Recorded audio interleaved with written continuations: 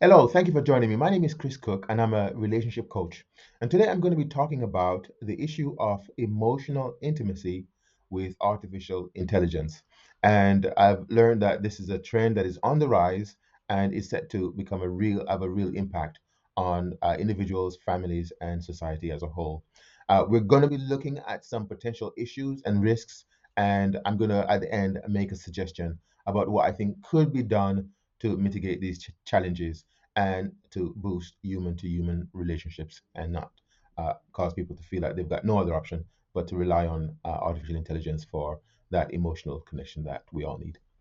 So, the first thing I want to convey is that artificial intelligence is a mathematical equation.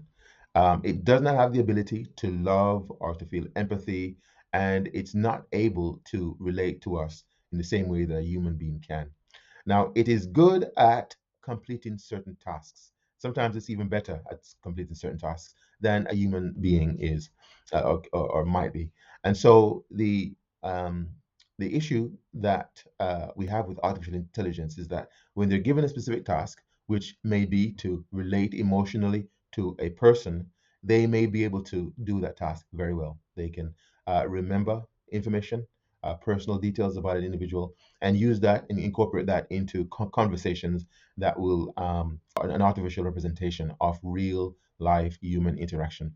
And it can be very convincing, and it can resolve some temporary issues of allowing people to not feel the sense of loneliness.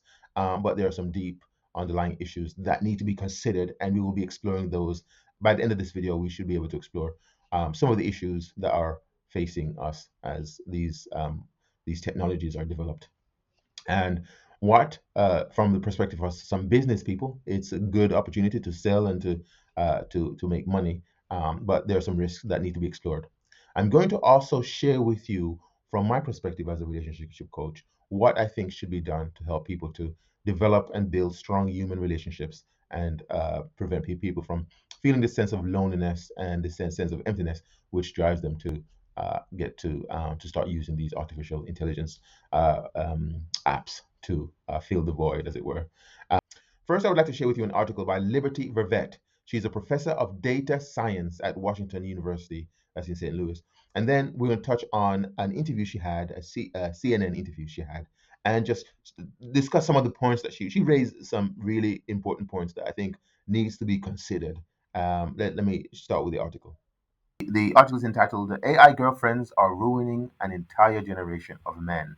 So let's give her an opportunity to explain herself and explore what she talks about in this article. In the first paragraph, there, you can see that she's talking about how the rise of these artificial intelligence, these virtual girlfriends, are enabling an entire generation of lonely young men, and how this is having a devastating consequence on America's future. So, this, I think, is a very serious warning.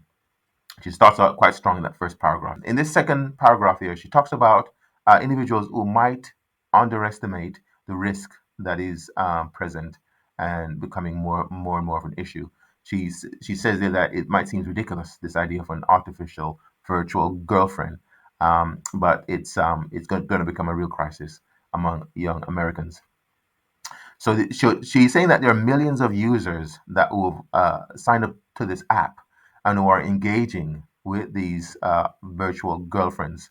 Now, in this paragraph, she talks about how these AI girlfriends can be very enticing. They can be tailor made, they can be available 24/7, and they can be designed to suit the specific desires of an individual. Yes, these are real attributes that can be embodied by an AI girlfriend.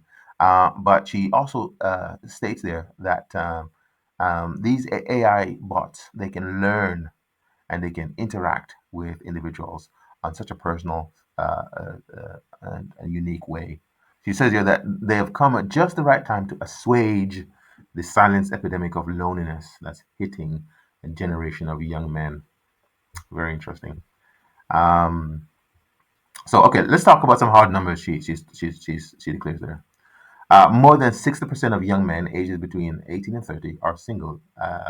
That's compared to 30% of young women of the same age. One in five men report not having a single close friend. which sounds like a terrible situation from my perspective. She says this is a number that has quadrupled in the last 30 years. She says this social engagement among this demographic has dropped by 20 hours per month since the pandemic. These young men are lonely, and it is having a real consequence.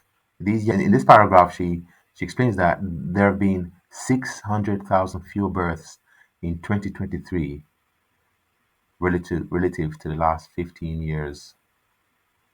So people are having less children, and the number of children per woman has decreased by 50% in the last 60 years.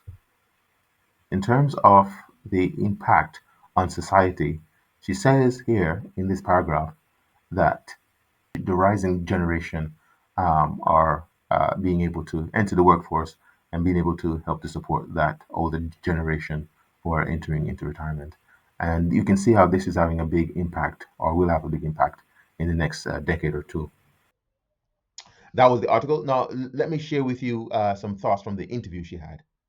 Is Liberty Vittert, professor of data science at Washington University in St. Louis, and opinion contributor for The Hill. So, not to be prurient at this time of day, but are all the needs of these young men able to be facilitated, taken care of by AI avatars?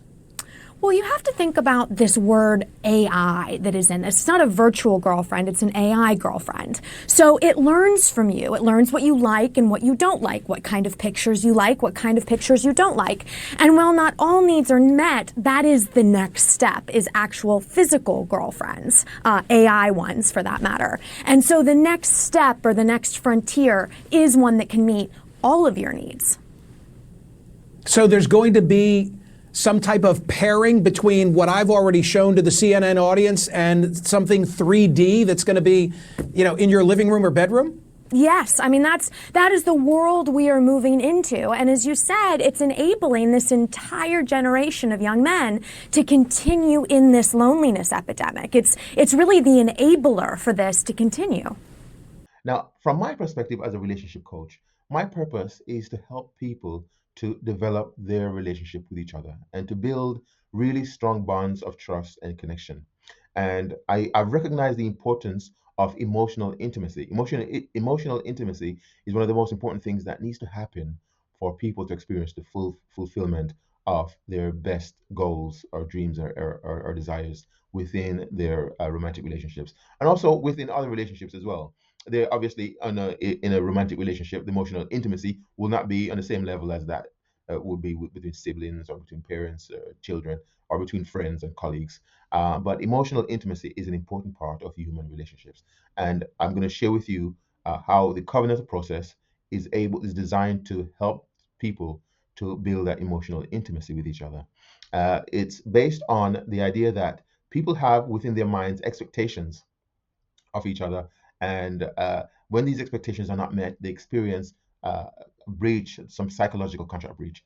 And this causes them to be angry with each other. This causes them to be upset. And it creates wedges within their relationship. And so the covenantal process is a 7-step process that starts with the initiation, which is where two people come together, spouses in my work, where they want to make their marriage be successful and experience the fulfillment of their desires for the relationship. They come and they start off with the initiation, which is where they express their intent to work and commit to make the marriage work. Then after that, they go through what's called the investigation, and this is where they sit down and they explore individually what are all the expectations they have of their spouse, and also what are their offerings, what they can offer to their spouse to make their spouse's experience as good as possible. They haven't made this exploration, which is called the investigation. They come to what's called the sit down, and then they start to draft up together a list of agreements or covenants, which will form the basis of their new and improved relationship. And this will allow them to be able to decide what their expectations are and actually document those, and then start to refine these goals, these covenants, and make them more attuned to each other and their particular unique circumstances. When at the end of it, they should have a document which is called a covenants document, where they've got a list of all these well documented, mutually agreed upon, and mutually beneficial covenants that they'll be able to frame that and put that on their wall. But this will allow them to be able um, to fully express themselves and feel understood and also understand their spouse. And having gained that experience, be able to take their relationship forward. This and all and many other things we offer to our couples who participate in the coaching program that we offer. If you have any questions, if you know of anyone who could benefit or yourself, please go ahead and contact me. I look forward to hearing from you. My contact details are in the information box below this video. Thank you so much and have a wonderful day.